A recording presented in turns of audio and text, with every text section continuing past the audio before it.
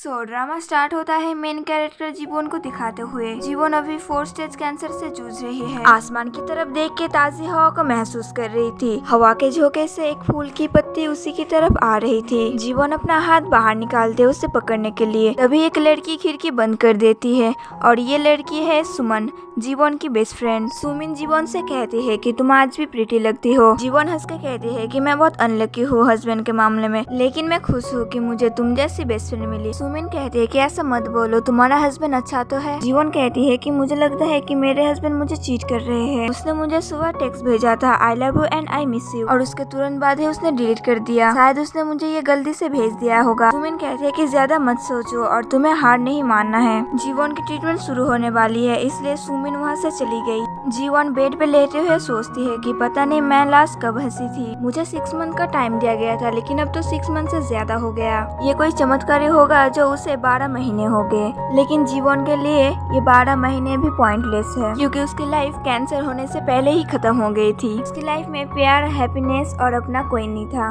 किसी के साथ वो अपने बारे में बताती है कि उसकी शादी मिनहान से बड़े ही धूमधाम से हुई थी। शादी से पहले उसकी mother in law and husband तो ठीक थे, लेकिन शादी हो जाने के बाद ही वो लोग बदल गए। उस टाइम पे जीवन कोरिया के टॉप 10 यूएन के कंपनी में काम करती थी। उसके सेविंग्स और इनकम बहुत अच्छे थे, इसीलिए शायद मिनहान के साथ उसकी शादी करवाई थी। टाइम गुजरने के बाद भी जीवन को कोई बच्चा नहीं हुआ, जिस वजह से उसकी मदर इन लॉ उसके ऊपर बहुत प्रेशर बनाती थी। टाइम के साथ साथ वो दोनों ही उस पर डिपेंड होने लगे। जीवन से उन्हें कोई मतलब नहीं था, उन्हें तो बस उसके पैसे से मतलब था। एक दिन मिनहान ने अपनी जॉब छोड़ दी क्योंकि स्टॉक मार्केट में उसे अपना बिजनेस बनाना था। जीवन भड़क जाती है और कहती है कि तुम इस टाइम पे अपना जॉब कैसे छोड़ सकते हो, हमें बिल्स और घर का लोन भी चुकाना है। लेकिन मिनहान उसकी कोई बात नहीं सुनता, घर पे पड़ा रहता है और आया ऐसे करता है। लेकिन जीवन को ऑफिस का काम और घर का काम दोनों ही करना पड़ता है, और उसके बीच उसे पता चला कि उसे गैस्ट्रिक कैंसर है और ये कैंसर का 4th स्टेज है। जीवन ने जैसे ये बात घर पे बताई तो उसकी मदर इन लॉ रोने लगी और कहने लगी मेरा बेटा कितना अनलकी है जो उस अनलकी लड़की से शादी हो गई। लेकिन मिनहान ये सोचता है कि मेरे लिए खाना अब कौन बनाएगा, अगर वो मर गई पैसा कौन कमाएगा और घर का काम भी कौन करेगा।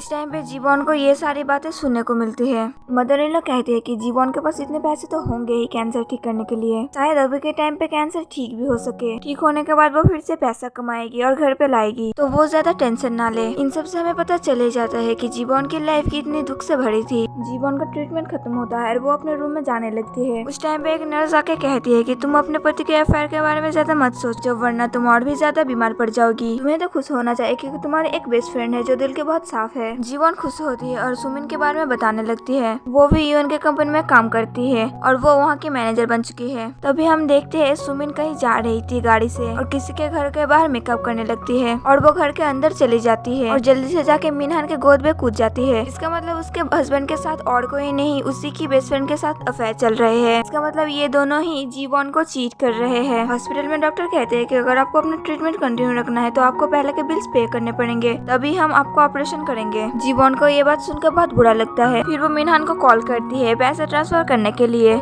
लेकिन मिनहान कॉल नहीं उठाता। जीवन उसे मैसेज करती है और कहती है कि जब तुमने अपनी जॉब छोड़ दी थी तो मैंने घर का सारा खर्चा खुद उठाया, कम से कम ट्रीटमेंट के लिए पैसे ही भेज दो। मिनहान कोई रिप्लाई नहीं देता तो जीवन सोचती है कि मैं उससे घर जाके बात करूंगी, इसलिए वो हॉस्पिटल के बाहर आ जाती है और तभी एक टैक्सी वहाँ पे रुकती है। ड्राइवर उसे कहता है कि तुम तो बहुत बीमार हो, चिंता मत करो, तुम बहुत ही जल्द ठीक हो जाओगी। जीवन उस टैक्सी ड्राइवर को नहीं बताती कि वो कैंसर के लास्ट स्टेज पे है और वो बहुत ही जल्द मरने वाली है। उसके पास ट्रीटमेंट करवाने के लिए पैसे तक नहीं है। ड्राइवर उसे कहता है कि तुम चिंता मत करो क्योंकि ये हील होने का टाइम है, और ये बात बोल के दूसरे रास्ते से टर्न ले लेता है। जीवन कहती है कि आपने गलत रास्ता चुन लिया। वो अंकल कहते हैं कि तुम चिंता मत करो, मैं तुम्हें सही रास्ते पे ले जा रहा हूँ, तुम्हें बस मेरे ऊपर भरोसा रखना है। गाड़ी एक लंबे से टनल से होकर जाने लगती है। जैसे ही टनल खत्म होता है बाहर बहुत सुंदर पेड़ देखने को मिलते हैं। आखिरकार अंकल जीवन को उसके लोकेशन में पहुँचा देते हैं। वो अंकल नोट देते हैं और कहते हैं नोट को अपने पापा का आशीर्वाद समझ के ही रख लो, क्योंकि तुम्हारी लाइफ बहुत ही जल्द बदलने वाली है। जल्दी ही तुम एक ऐसे इंसान से मिलोगी जो सिर्फ तुम्हारे लिए जिएगा।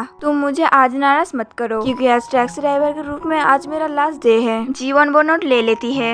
अंकल बाय कह के वहाँ से चले जाते हैं। जीवन जैसे घर का दरवाजा खोलती है तो उसे 2 सैंडल देखने को मिलते हैं। जीवन सोचती है कि सेम सैंडल सुमिन भी पहना करती है। जीवन अंदर आती है और सोचती है ना जाने अंदर कौन होगा। धीरे धीरे वो कमरे के अंदर आने लगती है और अंदर का नजारा देख के वो बहुत हैरान हो जाती है। अंदर मिनहान और सुमिन को देखते देखते हैं जो एक साथ बेड पे लेटे हुए थे। सुमिन कहती है कि ना जाने जीवन कब मरेगी। मिनहान कहता है कि मैंने उसके नाम पर पॉलिसी कर रखी है, जब वो मर जाएगी तो हमें बहुत सारे पैसे मिलेंगे और उन पैसों से मैं तुम्हारे लिए एक एक्सपेंसिव सी बैग खरीदूंगा। ये सब कुछ सुनकर जीवन का दिल और भी ज्यादा टूट जाता है और फर्श पर पड़े हुए अपने पापा की फोटो को देखती है जो इन लोगों ने खराब कर दिया था। जीवन को बहुत गुस्सा आता है और वो तस्वीर उठाकर उन दोनों के ऊपर फेंकती है। वो दोनों भी जीवन को यहाँ देखकर खड़े हो जाते हैं। गुस्से में उन लोगों के ऊपर चीजें फेंकने लगती है। जीवन कहती है कि तुम लोगों ने मेरे नाम पर पॉलिसी कर रखी है जिससे तुम लोगों को पैसे मिल सके, मैं जाके रिपोर्ट कर दूंगी। वो दोनों जाने लगते हैं। मारने के लिए अपना हाथ आगे करता है लेकिन कहता है कि खैर छोड़ो, ये तो वैसे भी मरने वाली है, इसलिए वो उसे नहीं मारता। जीवन को गुस्सा आता है और वो उसके पीछे फिर से सामान फेंकने लगती है। मिनहान उसे फिर से मारने आता है। सुमिन उसे तभी रोक देती है। जीवन के पास आकर रोती है और कहती है मुझे माफ कर दो, लेकिन बस अब बहुत हुआ, जिसे जीना है वो जिएगा और वैसे भी तुम मरने वाली हो, तुम तो इतनी सेल्फिश हो जो सिर्फ अपने बारे में सोचते हो। जीवन को बहुत गुस्सा आता है और वो उसके बाल पकड़ कर उसे मारने लगती है और बोलती है तुम ये सब कुछ कैसे बोल सकते हो, अगर ये सब कुछ तुम्हारे साथ होता तो। मिनहान रोकने आता है और उसे खींच के सुमिन से अलग कर देता है और कहता है कि तुम मरने वाली है तो मर और यहाँ से निकल। ऐसे कहकर उसे जोर से धक्का देता है और जीवन गिरती है कांच के टेबल के ऊपर। जीवन के सर से खून बहने लगता है। वो दोनों देखकर कहते हैं क्या ये मर गई? अगर ये मर गई तो हम कहेंगे ये एक एक्सीडेंट था, लेकिन चिंता इस बात की है कि हमें पैसे मिलेंगे या नहीं। जीवन अपने आखिरी वक्त में कहती है मुझे 6 मंथ का टाइम दिया गया था लेकिन अब 12 महीने हो गए हैं, लेकिन इन सब का कोई फायदा नहीं है क्योंकि अब मैं मर चुकी हूँ। और यहाँ जीवन की डेथ हो जाती है और आज की डेट होती है 4 अप्रैल 2023 और यहाँ होती है कहानी का सबसे बड़ा ट्विस्ट। जीवन खुली आंखों से अपने ही इस लाइफ के बारे में सपना देख रही थी। उसके आंखों से आंसू बह रहे थे यही सोचकर कि अब वो मर चुकी है, लेकिन उसे सामने से कोई आवाज देता है। जीवन अपना चश्मा पहनती है तो देखती है कि सामने मिनहान है। उसे कुछ समझ में नहीं आता और वो मिनहान को पीटना शुरू कर देती है और यहाँ ऑफिस के सारे लोग इकट्ठे हो जाते हैं। जीवन उसका चेहरा नोचती है और उसके बाल पकड़ के उसे पीटने लगती है। मिनहान को बहुत गुस्सा आता है। जीवन को मुक्का मारने के लिए वो अपना हाथ आगे करता है। इससे पहले एंट्री होती है दूसरे मेन कैरेक्टर जीहुक की। जीहुक यहाँ का बॉस होता है और वो मिनहान को जीवन से छुड़ाता है और जीवन से कहता है कि ये तुम क्या कर रही हो, ये ऑफिस है।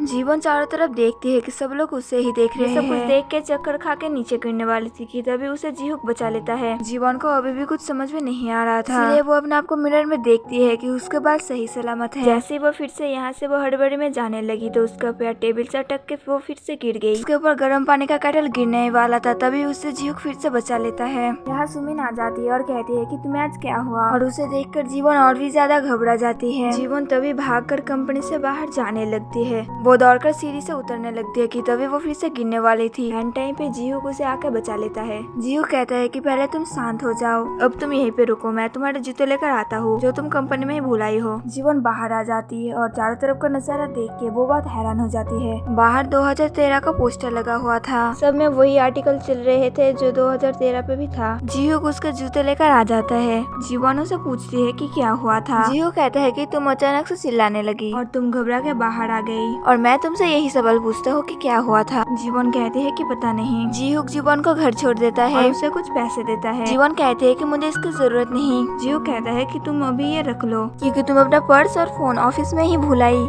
और यहाँ हम जीहुक को देखते हैं जो उसके घर के बाहर खाना रख के गया था। जीवन अपना फूड एंजॉय करती है और वो सोचने लगती है अभी जो मेरे साथ हुआ था वो क्या था, ये एक सपना था या फिर कुछ और। दरअसल जीवन टाइम ट्रेवल करके 10 साल पीछे आ गई थी। जीवन कहती है कि ये झूठ नहीं हो सकता क्योंकि मैं जीहुक को अच्छे से जानती हूँ। 2021 में इस कंपनी का CEO बन जाएगा और कंपनी का पूरा ओनरशिप भी मिल जाएगा। फिलहाल कंपनी का ओनरशिप उसके ग्रैंडफादर के पास है। तभी उसके दिए हुए पैसों को देखने लगती है और उनमें से वही एक नोट था जो उस अंकल ने दिया था। उसे खोलते ही वो हैरान हो जाती है क्योंकि इस नोट पे दिल बना हुआ था। ये वही नोट है जिसपे उसके डैड ने दिल बनाया था जब जीवन टीनेज में थी, तब उसके डैड ने ये दिल बनाया था। इसका मतलब उसके डैड उसे रास्ता दिखाने आए थे। उन्होंने कहा भी था ये तुम्हारे डैड की तरफ से है। जीवन के आंखों पर आंसू आ जाते हैं। ये सोचकर वो उस दिन उसके डैड को नहीं पहचान सकी। जीवन अपने डैड को याद करती है और बहुत रोती है। तभी डोर नॉक होती है तो जीवन देखती है ये तो मिनहान है। उसे साथ में खाना खाने के लिए बाहर ले जाता है। जीवन के पास सुमिन का मैसेज आता है क्या वो ठीक है। जीवन कहती है कि मैं ठीक हूँ। सुमिन से मिलने को पूछती है। जीवन कहता है कि अभी मैं मिनहान के साथ हूँ तो मैं तुम्हें बाद में मिलूंगी। मिनहान कहता है कि तुमने ये सब कुछ क्यों किया।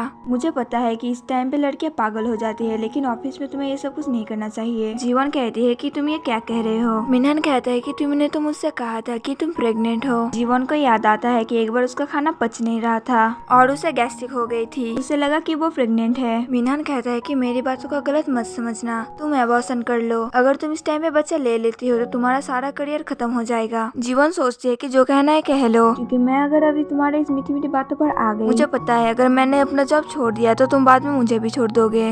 जीवन कहते है कि तुम्हारा हो गया, अब मैं बोलती हूँ तुम सुनो, मैं प्रेग्नेंट नहीं हूँ। मिनहान ये बात सुनकर मन ही मन बहुत खुश हो रहा था। जीवन कहती है कि मैं अब तुमसे ब्रेकअप कर रही हूँ। ये कहकर जीवन वहाँ से उठकर जाने लगती है। तभी मिनहान आता है, उसे पकड़ लेता है और कहता है कि तुम मेरे साथ ब्रेकअप नहीं कर सकती। जीवन सोचती है कि मैं कैसे भूल सकती हूँ कि तुम अभी भी एक राक्षस हो। और यहाँ पर ये एपिसोड खत्म होता है। वीडियो अगर पसंद आए वीडियो को एक लाइक और चैनल को सब्सक्राइब कर देना। मिलते हैं नेक्स्ट वीडियो में, तब तक ले बाय बाय।